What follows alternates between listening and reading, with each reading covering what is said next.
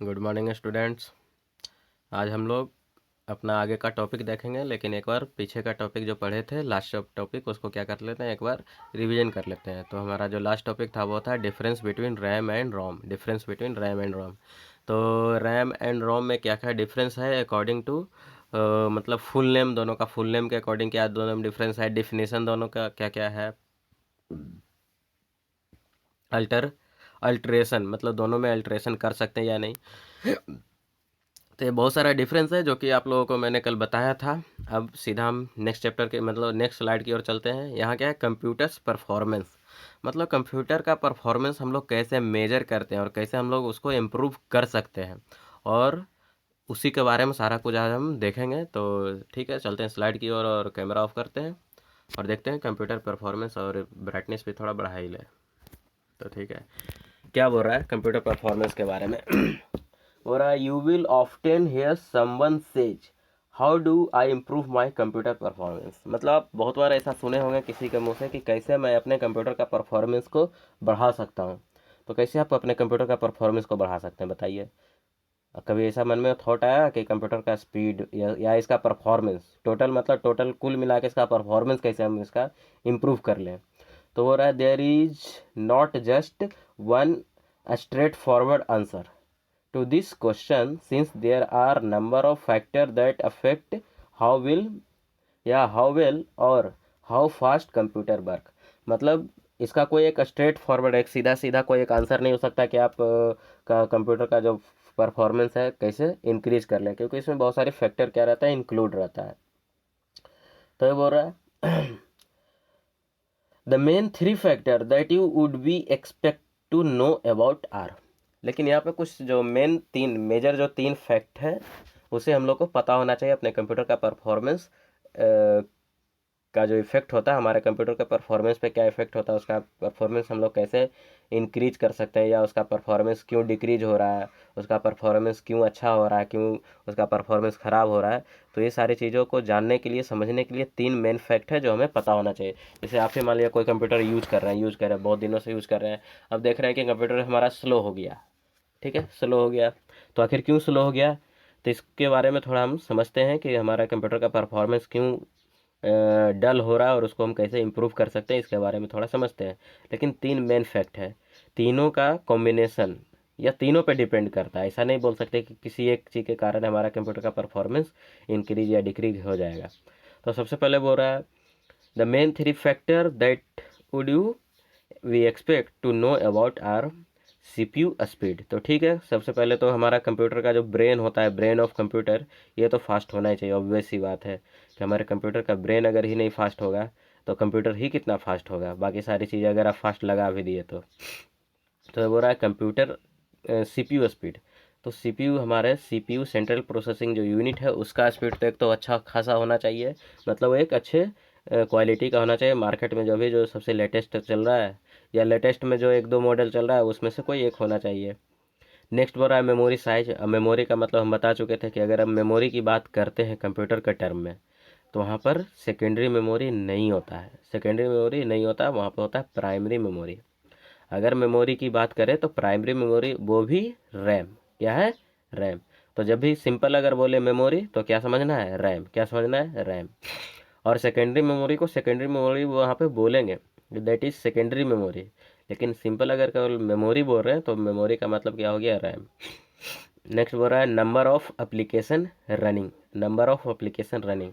अब एट ए टाइम अपने कंप्यूटर में कितना ज़्यादा आप लोड दे दिए। मान लिया अभी आप कंप्यूटर स्टार्ट किए, उसमें दो एप्लीकेशन रन कर रहा है, चलिए बहुत अच्छी बात है, दो एप्लीकेशन रन कर रहा है तो उसका स्पीड ठीक है, क्योंकि कंप्यूटर जो है वो दोनों एप्लीकेशन, वो दो ही एप्लीकेशन को एग्जीक्यूट करने में, उसको रन करने में अपना सारा रिसोर्स का यूटिलाइज कर रहा है। लेकिन अगर मान लिया शाम होते होते या कंप्यूटर ऑन किए, उसके बाद 2 घंटे के बाद 3 घंटे के बाद 10 एप्लीकेशन 20 एप्लीकेशन ओपन कर लिए, कभी उसको यूज कर रहे हैं, कभी उसको यूज कर रहे हैं, बैकग्राउंड में कोई और चल रहा है, कोई और चल रहा है, तो मतलब कुल मिला के 10-15 एप्लीकेशन ही ओपन कर लिए।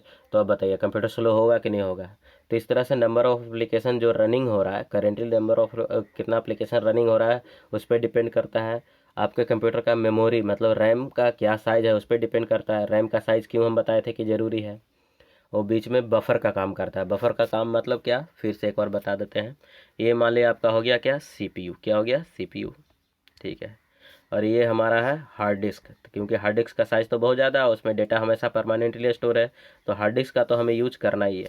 अब हार्ड डिस्क से ही डेटा कंप्यूटर क्यों नहीं रीड करता है, और सारा मतलब रीड और राइट करने का काम हार्ड डिस्क से ही डायरेक्ट क्यों नहीं करता है, बीच में ये रैम उसे क्यों चाहिए। तो रैम उसे इसलिए चाहिए कि CPU का स्पीड तो बहुत ज़्यादा है, CPU का स्पीड बहुत ज़्यादा है और हार्ड डिस्क का स्पीड बहुत ही कम है। ये दोनों का स्पीड तो मैचिंग हो ही नहीं सकता कभी नहीं, अभी फ़िलहाल के लिए आज का जो टेक्नोलॉजी चल रहा है उसके अकॉर्डिंग नहीं हो सकता। तो इसी चीज़ को थोड़ा सा सही करने के लिए कहा है HDD। चलिए अब बता ही दे, HDD। ठीक है, देखिए कभी सर्च करिए HDD क्या है। इसका फुल फॉर्म होता है सॉलिड स्टेट डिवाइस। ठीक है सॉलिड स्टेट डिस्क ड्राइव। ठीक है, इसका फुल फॉर्म होता है solid state disk drive, HDD। और इसका HDD का क्या होता है, हार्ड डिस्क ड्राइव। क्या होता है, हार्ड डिस्क ड्राइव। तो ठीक है, HDD के बारे में अभी हम ज़्यादा नहीं जानते, क्योंकि HDD आप लोग को पढ़ना उड़ना है नहीं, और ये मुफ्त का क्या होगा, कन्फ्यूजन क्रिएट होगा। तो हार्ड डिस्क का नाम तो सुने, और हार्ड डिस्क के बारे में हम लोग भली बात ही जानते भी हैं कि हार्ड डिस्क क्या होता है। तो इस हार्ड डिस्क का और CPU का जो स्पीड है, ये दोनों का मिसमैच होता है, दोनों का स्पीड कभी मैचिंग हो ही नहीं सकता। ये 1 मिनट में एक बॉल फेंकेगा, फिर अगला मिनट में दूसरा बॉल फेंक, मतलब एक एग्जांपल के लिए, या चलिए फाइल के लिए, ये 1 मिनट में एक फाइल ट्रांसफ़र करेगा, दूसरे मिनट में दूसरा फाइल। लेकिन ये क्या कर रहा है, 1 सेकंड में ही एक फाइल इसको रीड कर ले रहा है। अब दूसरे फाइल के लिए क्या कर रहा है, वेट कर रहा है, तब तक 1 मिनट के बाद ही इसको सेंड कर। तो बताइए इतना देर तो हमारा CPU क्या होगा, आइडल ऐसे ही बैठा रहेगा, कुछ भी वर्क नहीं करेगा। तो इसी चीज़ को, इसी प्रॉब्लम को सॉल्व करने के लिए क्या आया, रैम। क्या आया, रैम। रैम क्या करता है, देखिए अब CPU जो है रैम को इंस्ट्रक्शन दे चुका होता है कि हमें इतने फाइल का ज़रूरत है आगे आने वाले 5 मिनट में, 10 मिनट में। तो रैम क्या करता है, उन सारे फाइल को यहाँ से मतलब हार्ड डिस्क से उसका मतलब कॉपी एक बन के यहाँ रैम में आकर स्टोर हो जाता है। ऐसा नहीं कि फाइल यहाँ से कम्प्लीटली यहाँ से कट हो जाता है, यहाँ के पेस्ट हो जाता है, नहीं, कॉपी उसका एक बनता है। मतलब यहाँ भी उसका फाइल का एक कॉपी रहता है, यहाँ भी एक कॉपी रहता है। अब जैसे जैसे यूज पढ़ते जाता है, CPU का यूज करते जाता है, तो यहाँ पे रीड राइट का काम कहाँ होता है, रैम में होता है। तो इसीलिए तो बोलते हैं रैम में क्या रहता है, इंटरमीडिएट स्टोरेज, इंटरमीडिएट रिजल्ट वगैरह रैम में रहता है। तो रैम का साइज से क्या होगा, फ़र्क पड़ेगा। CPU का स्पीड से तो ऑब्वियस सी बात है फ़र्क पड़ेगा, लेकिन जनरली CPU का स्पीड इतना अच्छा होता है कि मतलब कोई ज़्यादा चिंता का बात होता नहीं है। जनरली रैम का ही फ़र्क पड़ता है, और नंबर ऑफ़ एप्लीकेशन आप कितना ओपन कर रखे हैं ये। तो ये नंबर ऑफ़ एप्लीकेशन रैम को ही एक्चुअली इफेक्ट करता है। अगर रैम, क्योंकि जितना भी नंबर ऑफ़ एप्लीकेशन है वो कहाँ आके ओपन रहता है, उसका सारा का सारा एक कॉपी बना रहता है रैम में। अब रैम आपका फुल हो गया, रैम आपका फुल हो गया, तब बताइए आपका कंप्यूटर तो स्लो होगा ही ना। तो देखते हैं एक एक करके। CPU स्पीड बोल रहा है, the CPU speed contains, sorry, the CPU contains a tiny quart clock. A CPU contain a tiny quartz clock. Each time this clock ticks, one instruction can be dealt with by the CPU. मतलब क्या बोल रहा है, CPU जो है इसमें इसका जो स्पीड है, इसका स्पीड जो है क्वार्ट्ज में हम लोग काउंट करते हैं। जैसे हमारे स्पीड, हम लोग का जो स्पीड होता है किस में हम लोग काउंट करते हैं, मीटर पर आवर में, या जैसे हम लोग अगर पैदल चलना स्टार्ट किए तो metre per hour, kilometre per hour, इस तरह से हम लोग अपना स्पीड काउंट करते हैं। या फिर व्हीकल वगैरह होता है तो किलोमीटर पर आवर, कितना माइल पर आवर, कितने स्पीड से वो चल रहा है। तो उसी तरह से जो हमारे कंप्यूटर का जो प्रोसेसर रहता है, इसका जो स्पीड होता है वो क्वार्ट्ज में हम लोग काउंट करते हैं। ठीक है, सॉरी, हर्ट्ज में। और ये गीगा हर्ट्ज, ये सब मेगा हर्ट्ज, ये सब होता है। तो ये क्वार्ट्ज जो है, क्वार्ट्ज एक टाइप का क्लॉक साइकिल है कि कितने स्पीड से हमारे इंस्ट्रक्शन को वो क्या कर रहा है, एग्जीक्यूट कर रहा है। मतलब 1 इंस्ट्रक्शन पर सेकेंड या 2 इंस्ट्रक्शन पर सेकेंड, या कितना इंस्ट्रक्शन पर सेकेंड वो कर रहा है, उसको बोलते हैं क्वार्ट्ज क्लॉक। क्या बोलते हैं, क्लॉक साइकिल या क्वार्ट्ज क्लॉक, वही बोल रहा है। Each time this clock ticks, one instruction can be dealt with the CPU, मतलब CPU उसको डील करता है। So the more time this clock ticks per second, the more instruction the CPU can carry out and faster things gets done। मतलब हमारा computer का जो CPU है 1 second में अगर ज़्यादा इंस्ट्रक्शन को टिक्स करेगा, टिक्स मतलब ज़्यादा इंस्ट्रक्शन को एग्जीक्यूट कर देगा, तो उसका स्पीड क्या हो जाएगा, ज़्यादा हो जाएगा।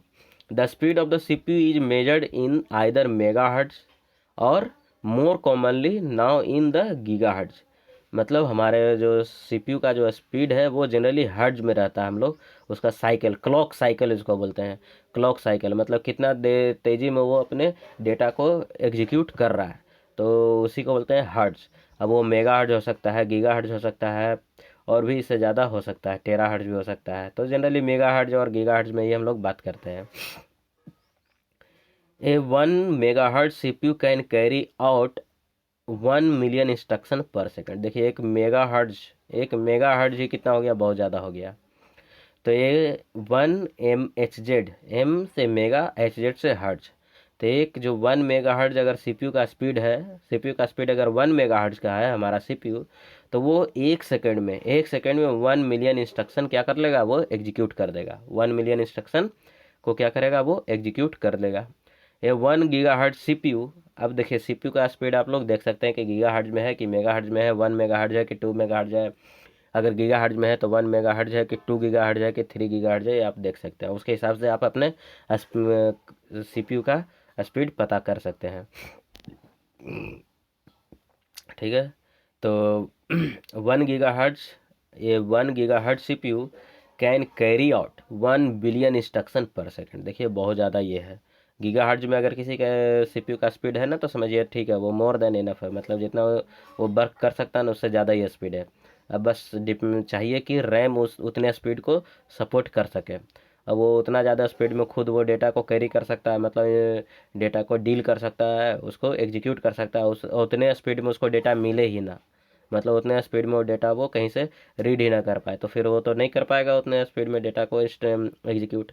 तो इसीलिए बोल रहा है 1 gigahertz can carry 1 billion instruction per second. A typical CPU installed in a computer today would run at around 3 gigahertz. और अभी के टाइम का जो एक मतलब सिंपल एक साधारण जो CPU होता है, साधारण जो कंप्यूटर होता है, उसमें जो CPU लगा होता है उसका स्पीड कितना होता है, 3 गीगाहर्ट्ज। कितना स्पीड होता है, 3 गीगाहर्ट्ज।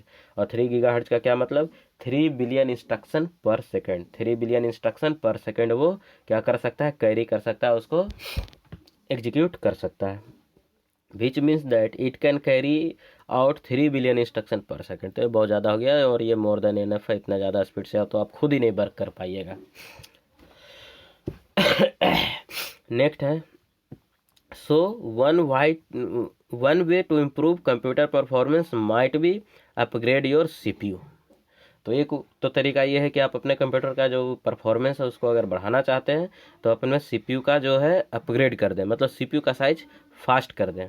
मतलब upgrade your CPU to a faster one, specially if you have a fairly slow और ओल्ड मशीन। स्पेशली अगर आपके पास एक कोई ओल्ड मशीन है, कोई पुराना मशीन है, पुराना कंप्यूटर है, तो आप वहाँ पर CPU को अपग्रेड कर सकते हैं। लेकिन फिर बात आता है कि केवल क्या CPU को अपग्रेड कर देंगे तो काम चल जाएगा, नहीं। अगर CPU को केवल अपग्रेड करने से काम नहीं बनने वाला, बात नहीं बनने वाला, क्योंकि CPU को अपग्रेड कर देंगे तो रैम भी उसको सपोर्ट करना चाहिए। मतलब हर चीज़ क्या है, मैचिंग में ही सही रहता है। और CPU और रैम दोनों को अगर आप अपग्रेड करना चाहते हैं, तो हो सकता है आपको मदरबोर्ड भी उस सपोर्ट का ना मिले, तो फिर मदरबोर्ड भी अपग्रेड करना पड़ेगा। तो एक लिमिट बाउंड में ही हो सकता है सारा चीज़, ऐसा नहीं कि CPU है बहुत ही ओल्ड और रैम लगा दिए बहुत ही हाई एंड का, या फिर रैम है बहुत ओल्ड और CPU लगा दिए बहुत ही हाई एंड का। तो फिर ऐसा पॉसिबल नहीं होता है। हाँ, थोड़ा बहुत एक दो वर्जन का आगे पीछे वो तो चलता है। नेक्स्ट है मेमोरी। क्या है, मेमोरी साइज। बोल रहा है recall that CPU used A temporary memory called RAM. मतलब ये आप लोग याद करिए, ये तो मैं आज भी बता ही चुका हूँ। CPU जो क्या है, एक सेकेंडरी सॉरी टेम्पोररी मेमोरी को यूज़ करता है। ये हमारा रैम का एक फिगर है। मतलब इस तरह से रैम दिखता है, और कोई ज़रूरी नहीं किसी तरह से दिखे, रैम का कैसा भी डिज़ाइन हो सकता है। लेकिन ये नीचे ये जो देख रहे हैं ना, ये उस सारा पिन है। हमारे मदरबोर्ड में क्या होता है, एक्चुअली हमारे मदरबोर्ड में इस तरह से क्या रहता है, एक स्लॉट जिसको बोलते हैं, स्लॉट बना रहता है। इस तरह से स्लॉट बना हुआ है वहाँ पे, और ये जो है ना, ये सारा इस तरह से ये बना होता है। इस तरह से गया ऐसे, और ये ऐसे, और ये ऐसे और ऐसे, और ये स्लॉट जो है, ये वाला स्लॉट आके इसमें क्या हो जाता है, फिट हो जाता है, ये स्लॉट आके यहाँ पे फिट हो जाता है। तो ये रैम है, कभी मौका मिला तो रैम आप लोग को दिखा देंगे, कोई बड़ी बात नहीं है। तो वे बोल रहा है, recall that CP uses a temporary memory called RAM which store document and files while you are working on them. तो सीपीयू क्या कर सॉरी रैम क्या करता है, जिस भी फाइल पे आप वर्क कर रहे होते हैं या जिस भी फाइल को आप ओपन करते हैं, तो देखते हैं फाइल को ओपन करते हैं किसी भी फाइल को, तो स्टार्टिंग में ओपन होने में क्या लगता है, थोड़ा सा टाइम लगता है।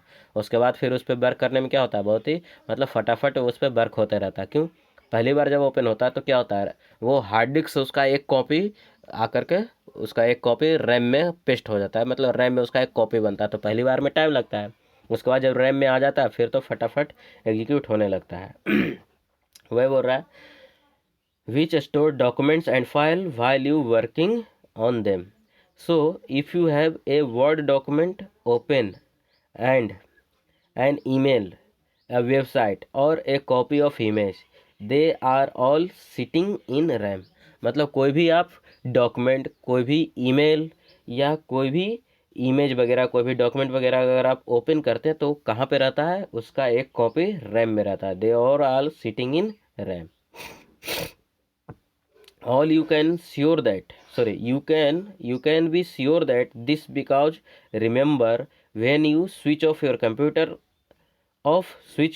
off they will disappear। और ये बात को हमें ध्यान रखना है कि अगर हम अपने कंप्यूटर को स्विच ऑफ कर देते हैं, पावर ऑफ कर देते हैं, तो सारा चीज़ जितना भी डेटा हमारे रैम में रहता है, डॉक्यूमेंट वगैरह, वो सब क्या होता है, डिलीट हो जाता है, इरेज हो जाता है। RAM is volatile that is non permanent memory. इसलिए रैम को क्या बोलते हैं, वोलाटाइल बोलते हैं, नॉन परमानेंट बोलते हैं। रैम का ज़रूरत क्यों पड़ा, वही उस गैप को, स्पीड का जो मिसमैचिंग था उसको फिलअप करने के लिए हमें रैम का ज़रूरत पड़ा। This can cause a problem over time because RAM in your computer will eventually fill up. अब देखिए हमारा रैम क्या हो जाएगा, धीरे धीरे धीरे धीरे, जैसे ये पहली बार कंप्यूटर ऑन किए, पहली बार जैसे ही कंप्यूटर ऑन किए, अब तो पहली बार तो कंप्यूटर में कुछ भी खाली नहीं है, मतलब कुछ भी नहीं है, वो खाली है। लेकिन जैसे जैसे उसमें हम लोग वर्क करते गए तो कंप्यूटर हमारा क्या हो गया, वो भरते गया, मतलब रैम रैम क्या हो गया, फिल होते गया। वही बोल रहा है, this can causes a problem over time because the RAM in your computer will eventually fill up and your computer will appear to slow down। और अगर हमारा जो रैम रहता वो ऑटोमेटिकली पूरा पूरा डेटा डिलीट नहीं होता कंप्यूटर ऑफ होने के बाद, तो क्या होता, वो हमेशा हमेशा क्या होता, कुछ समय बाद वो फिल हो जाता, पूरा कम्प्लीटली फिलअप हो जाता और हमारा कंप्यूटर क्या हो जाता, स्लो हो जाता है। तो आपको पहले ही बता चुके थे कि ये जो इसका वोलाटाइल नेचर है, यही इसका क्या है, मेन एडवांटेज भी है। नेक्स्ट है नंबर ऑफ एप्लीकेशन, मतलब हमारे कंप्यूटर के परफॉर्मेंस को इफेक्ट करने वाला एक और थिंग क्या है, वो है नंबर ऑफ एप्लीकेशन। क्या है नंबर ऑफ एप्लीकेशन में, the more applications files and document you have open the faster your RAM. अब मान लीजिए जितना भी डॉक्यूमेंट या एप्लीकेशन का आपको ज़रूरत पड़ता है, तो आप उसको ओपन किए, क्या किए, ओपन किए, आपके रैम में आ गया, ठीक है, बहुत अच्छी बात है, आप उसको यूज़ कर रहे हैं। अब आपको पता है कि अभी भले मतलब इसको यूज़ किया, मान लीजिए कोई MS वर्ड का कोई डॉक्यूमेंट ओपन किए और उसको पूरी तरह से क्लोज नहीं किए, केवल उसका मिनिमाइज करके छोड़ दिए, क्योंकि आपको पता है कि 5 मिनट बाद फिर आपको इसका यूज आने वाला है। लेकिन आप मान लिया कोई डॉक्यूमेंट ओपन किए और 2 मिनट के बाद फिर यूज है, तो आप उसको यूज अगर 2 मिनट के बाद है तो आप उसको क्लोज कर देंगे, 2 मिनट बाद फिर ओपन करेंगे, फिर क्लोज करेंगे, 2 मिनट बाद ओपन करेंगे, तो एक तो ऐसे भी आपका मतलब कंप्यूटर जो है स्लो हो जाएगा। लेकिन एक प्रॉब्लम ये भी है कि अगर आप कोई भी एप्लीकेशन ओपन किए, अब आपको उसका यूज कभी मतलब कि अब आज के लिए जब तक आप कंप्यूटर को शट डाउन करिएगा, तो पहली बार तो यूज़ किए लेकिन अब आपको उसका यूज नहीं है, अब फिर कोई दूसरा एप्लीकेशन ओपन कर लिए, फिर उसका यूज नहीं है, उसको क्लोज नहीं किया, तीसरा चौथा पाँचवा इसी तरह से उसका यूज नहीं भी है, फिर भी आप उसको क्लोज नहीं किए, तो क्या होगा, आपका रैम जो है क्या होगा, एक तरह से फिल ही हो जाएगा, मतलब पूरा रैम जो है फिलअप हो जाएगा। और बहुत ही ज़्यादा नंबर ऑफ एप्लीकेशन अगर ओपन कर लिए तो हमारे कंप्यूटर का परफॉर्मेंस क्या हो जाएगा, स्लो डाउन हो जाएगा। तो इस तरह से हमें ये भी ध्यान रखना है कि हमें नंबर ऑफ़ एप्लीकेशन ज़्यादा ओपन नहीं करना है। अगर ओपन किए भी हैं तो अगर हमें ये, क्योंकि अब आपको पता है कि आपको फ्यूचर में मतलब आज जब कंप्यूटर को ऑन किए हैं तो आने वाले टाइम में अब उसका यूज़ है या नहीं है। अगर नहीं यूज़ है तो आपको क्या कर लेना है, उसको क्लोज कर देना है। वही बोल रहा है। So another way of improving the performance of your computer is to limit the amount of application. मतलब अमाउंट ऑफ एप्लीकेशन जो है आपको क्या करना है, लिमिट रखना है। that you have running at any one time and the amount of file or document you have open document that you have open। तो जो भी डॉक्यूमेंट, जो भी फाइल वगैरह आप ओपन किए हैं उसको क्या रखना है, लिमिट में रखना है। ऐसा नहीं कि जितना मन उतना ओपन कर लिए, क्योंकि उससे क्या होगा, आपके कंप्यूटर का परफॉर्मेंस इफेक्ट होगा। फिर वो रहा है as soon as you have finished using something close it down. तो जितना जल्दी अगर आप किसी चीज़ को कंप्लीट कर लेते, फिनिश कर लेते और आपको पता है कि चलिए ठीक है अब इसका फ्यूचर में अभी फ़िलहाल के लिए तो यूज नहीं होने वाला है, तो आपको क्या कर लेना है, उसको क्लोज कर देना है, close it down and release some of the RAM for the other elsewhere. और रैम को फिर क्या कर लेना है, फ्री कर देना है, ताकि दूसरा एप्लीकेशन वहाँ पे ओपन हो सके। तो ठीक है, इस तरह से हम लोग आज अपना जो टॉपिक है, क्या हमारा टॉपिक था वो था कंप्यूटर्स परफॉर्मेंस। तो कंप्यूटर के परफॉर्मेंस को हम लोग कैसे इम्प्रूव कर सकते हैं, तो कोई इसका एक सीधा आंसर नहीं है कि आप ये करिए और आपका कंप्यूटर का परफॉर्मेंस सही हो जाएगा। तो उसका 3 फैक्ट है। कंप्यूटर का परफॉर्मेंस को बेटर करने के लिए 3 फैक्ट्स है। इन 3 फैक्ट्स को आपको क्या करना है, ध्यान में रखना है, जो जनरली लोगों को पता नहीं है। जनरली लोगों को लगता है बस कि कंप्यूटर का प्रोसेसर अगर उसका ब्रेन है तो प्रोसेसर ही सब कुछ है, मतलब प्रोसेसर का स्पीड बढ़ा दिया मतलब कंप्यूटर का स्पीड बढ़ गया। अरे भाई, कंप्यूटर का स्पीड केवल बढ़ाने से थोड़ी होगा। और कंप्यूटर का जो प्रोसेसर का स्पीड है वो बढ़ा लिए, अब उस चीज़ को बाकी सारा चीज़ सपोर्ट ही नहीं कर रहा, तो वो अकेले क्या क्या करेगा, कितना स्पीड वो काम वर्क करेगा। तो सारा चीज़ उसको सपोर्ट करना चाहिए। उसी तरह मतलब कंप्यूटर के एक तरह से हमारे सोसाइटी से ही मिलता जुलता है, हमारे ह्यूमन बिहेवियर से ही मिलता जुलता है, ये भी है। जैसे हमारे सोसाइटी में, अरे हमारे सोसाइटी में हमारे ह्यूमन बीइंग में क्या है हाँ, सारे लोगों के सहयोग से ही हमारा सोसाइटी चलता है। उसी तरह कंप्यूटर में भी सारे डिवाइसेस के सहयोग से ही हमारा कंप्यूटर सिस्टम या कंप्यूटर डिवाइस चलता है। किसी एक डिवाइस के मतलब कि वर्क करने से कुछ नहीं होने वाला है। तो ठीक है, आज का चैप्टर मैं इतना, आज के लिए इतना ही है। मैं आज बंद करता हूँ अपना चैप्टर, और आप लोग के लिए होमवर्क ये रहा। आप लोग के लिए होमवर्क क्या है, रिवाइज वीडियो, जैसा मतलब एज यूजुअल जो अभी तक होमवर्क देते आए हैं, revise video, make notes and remember important points. तो आपको इंपॉर्टेंट पॉइंट्स याद कर लेना है, नोट्स बना लेना है, और वीडियो को तो रिवाइज करना ही है। कम से कम 2 बार वीडियो को देखा करिए। एक बार देखने से शायद समझ में ना आए, दूसरी बार देखिए फिर भी समझ में ना आए, तीसरी बार देखिए उसमें भी ना समझ में, कोई कन्फ्यूजन हो तो आप बेहिचक हमें मैसेज कर सकते हैं। तो ठीक है, आज के लिए इतना ही, तब तक के लिए बाय।